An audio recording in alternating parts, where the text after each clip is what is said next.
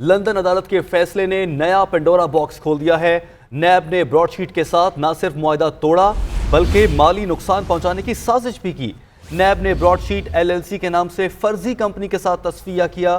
गैर कानूनी तौर पर $15 लाख भी अदा किए गए। जी हाँ, इसी पर बात कर लेते हैं। साबिक डिप्टी प्रोसिक्यूटर नैब राजा आमिर अब्बास साहब ने हमें ज्वाइन किया है। सर, बहुत शुक्रिया आपके वक्त का। ये फैसला लंदन अदालत का आज सामने आया है और नैब पर सवालात उठ रहे हैं, नैब के किरदार पर, एहतसाब के अमल पर, क्या कहेंगे आप? देखिए, नैब का किरदार तो हम अगर 2003 में देखते हैं कि जब इस कंपनी के साथ इन्होंने एग्रीमेंट को वन साइडेड या यूनिलैटरली एक तरफा तौर पे खत्म कर दिया था और नवाज शरीफ को उस वक्त के सदर मुशर्रफ ने एनआरओ दिया। नैब के केसेस होने के बावजूद हुदैबिया का केस चल रहा था, हेलीकॉप्टर वाला चल रहा था, तो नवाज शरीफ और उसकी फैमिली को इन तमाम केसेस के बावजूद बाहर जाने दिया। तो यहाँ से नैब में वो जो पॉलिटिकल आर्म ट्विस्टिंग और इस किस्म की चीजें शुरू हो गई कि नैब ने जो इनसे एग्रीमेंट किया था वो 2003 में उनको खत्म करना पड़ा। अब जब 2003 में नैब एग्रीमेंट खत्म कर देता है तो उसके बाद नैब जो लूटेड और प्लंडर्ड अमाउंट रिकवर करने की बजाय वो एक पॉलिटिकल इंजीनियरिंग में इन्वॉल्व हो जाता है, जिसके नतीजे में कभी हमें नजर आया कि पीपीपी बनाई, कभी हमें नजर आया क्यू लीग बनती हुई और जो उनका असल हदफ था उससे वो हट गए। फिर जब ये एग्रीमेंट खत्म हुआ ब्रॉडशीट वालों से तो उसके बाद उनके 2016 में उन्होंने आर्बिट्रेशन के लिए कहा। उससे पहले इन्होंने उनसे जो आपस में सेटलमेंट की तो उसमें इन्होंने उनसे ये सेटल किया कि हम $15 लाख देंगे, लेकिन unfortunate part on the part of NAB के उसकी एक ग्रॉस नेग्लिजेंस थी, एक इंतहाई इतना बड़ा महकमा, और उसने ऐसा कदम उठाया कि ब्रॉडशीट एलएलसी की बजाय किसी एक थर्ड आदमी या जो कि अब वफात पा चुका है उसे जाके ये पैसे थमा दिए।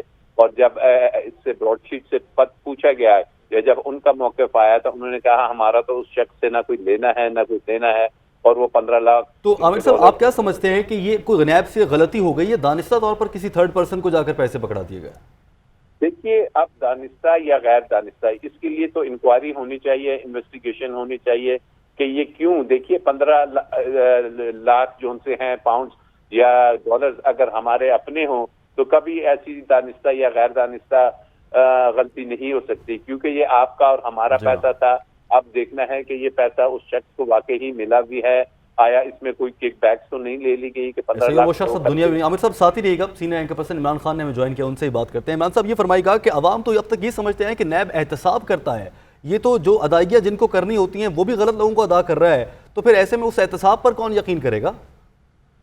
आम लोग तो ये समझते हैं कि अदालतें इंसाफ देती हैं, लेकिन यहाँ पे अदालतों के जजों के फोन जो हैं वो रिकॉर्डेड हैं और वो जज फैसले देते रहे हैं सियासतदानों के कहने के ऊपर।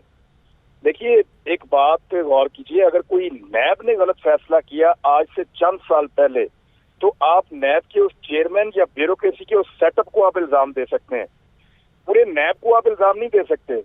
जिस तरह आप वो जो जजेस जो 2 नंबरी करते रहे हैं माजी में, उन जिसको आप जिम्मेदार करार दे सकते हैं, आप अदलिया को जिम्मेदार नहीं करार दे सकते।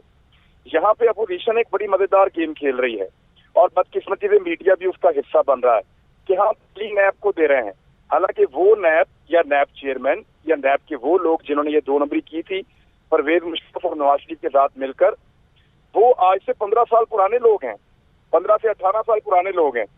मैं आपको बताता हूँ कि एक्चुअली ये हुआ क्या था। ये जो ब्रॉडशीट कंपनी है ये एक आदमी की नहीं थी, इसके 2 बानी थे। ये जो दूसरा आदमी था जिसका तस्करा हो रहा है, मेरे ज़हन में नाम नहीं आ रहा, अभी आ जाएगा थोड़ी देर में, मैं आपको बताऊंगा। ये जो दूसरा आदमी था ये भी उसके साथ शामिल था, लेकिन कावे मूसवी जो है वो ये मेन आदमी था इसका। और उस दौर के अंदर जनरल शाहिद को, लेफ्टिनेंट जनरल रिटायर शाहिद अजीज को बनाया गया था चेयरमैन नैब, और परवेज मुशर्रफ ने उनसे कहा था कि नवाज शरीफ का पीछा करना छोड़ दो और इस कंपनी को भी मना करो। कावे मूसवी जो है वो बात नहीं आ रहा था, वो ये कह रहा था कि मेरे पास इनकी करप्शन का सबूत है, मुझे 20% चाहिए, आप इनको पकड़ें और ये बरामदगियां करवाएं आप। मुशर्रफ साहब कह रहे थे कि मुझे नहीं पकड़ना, ना मुझे पीपल्स पार्टी को पकड़ना है, ना मुझे नून लीग को पकड़ना है, ना मुझे ये चौधरियों को पकड़ना है, लिहाजा आप अब माफी दे दें, आप छोड़ें। वो मूसवी मान रही ना था और ना ही जनरल शाहिद मान रहे थे जो उस वक्त चेयरमैन नैब थे। उन्होंने बाद में इंटरव्यू दिया 2009 में, उसको आप देखिएगा। हुआ ये इसके बाद ये हुआ कि मुशर्रफ साहब ने 18 महीने के बाद इनको मुस्ताफी होने पे मजबूर कर दिया। इनके बाद नवीद एहसन नामी आदमी आया। नवीद एहसन जो है ये एक सिविल ब्यूरोक्रेट था। इस आदमी ने आने के बाद एक जो थर्ड पार्टी जिसको आप कह रहे हैं, मूसवी का जो दूसरा पार्टनर था, जो मूसवी से अलग हो चुका था, उसके साथ मिलकर ये मामला खत्म किया और उसको पैसा दिया।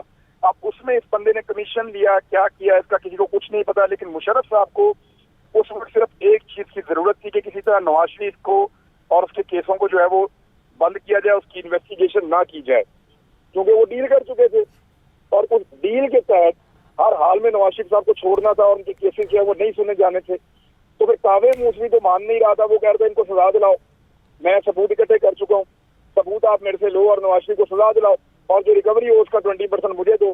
तो इन्होंने ये किया कि जो उसका दूसरा पानी पार्टनर था इसकी फर्म का, जिसने बाद में जाके अमेरिका में एक और फर्म बना दी थी ब्रॉडशीट के नाम पे 2005 में जी।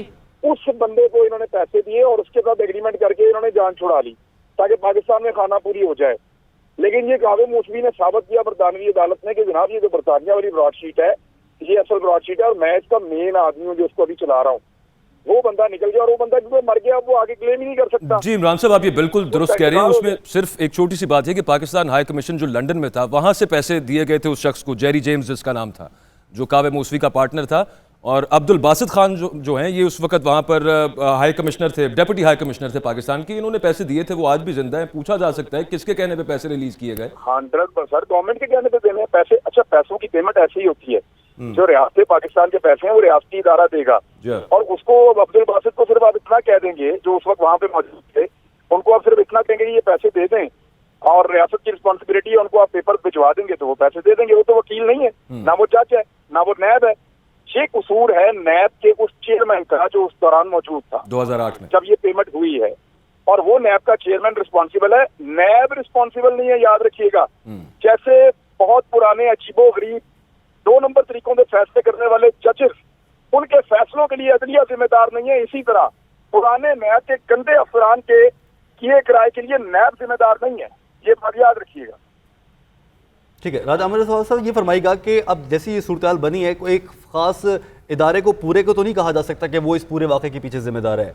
आप क्या समझते हैं, अब ये सवाल इदारे से किया जाए या उस वक्त के चेयरमैन नैब से, या फिर जो स्पेसिफिकली जिस शख्स ने जाकर पैसे अदा किए हैं, जिसने ये सब डील किया, उससे पूछा जाएगा? राजा आमिर अब्बास साहब। राजा साहब की गालिबन लाइन ड्रॉप हो गई है। इमरान खान साहब आपसे ये सवाल है, नैब रिस्पॉन्सिबल नहीं है इस मामले के अंदर जो पेमेंट हो गई एक ऐसे शख्स को जो पहले ब्रॉडशीट का मालिक था और बाद में उसने चाहे फ्रॉडुलेंट एक्टिविटी के जरिए $15 लाख पाकिस्तान से ले लिए, लेकिन दरमियान में जो कावे मूसवी वाला जो केस चला जिसका फैसला 2018 में आया, तो गाहे बगाहे वो ये बताते रहे कि फलां शख्स के अकाउंट में मैंने इतने पैसे पकड़े हैं, फलां शख्स के अकाउंट में मुझे पता है इतने पैसे हैं, इसको परसू करें और लंदन की अदालत से वो पैसे आपको मिल सकते हैं। पाकिस्तान में यहाँ से कार्रवाई नहीं थी की जाती क्योंकि शेरपाव साहब को बाद में वजीर दाखिला बना दिया गया, उनके अकाउंट्स में पैसे थे, इसी तरह और शख्सियात थी। तो परवेज़ मुशर्रफ साहब तो जिम्मेदार होंगे, लेकिन ओवरऑल इदारा सक्सेसिव टाइम्स के अंदर अगर ये काम करता रहा कि पाकिस्तान के पैसे उसने रिट्रीव नहीं किए, तो इदारे पर भी इल्ज़ाम आता है, सिर्फ शख्सियात पर तो नहीं आएगा।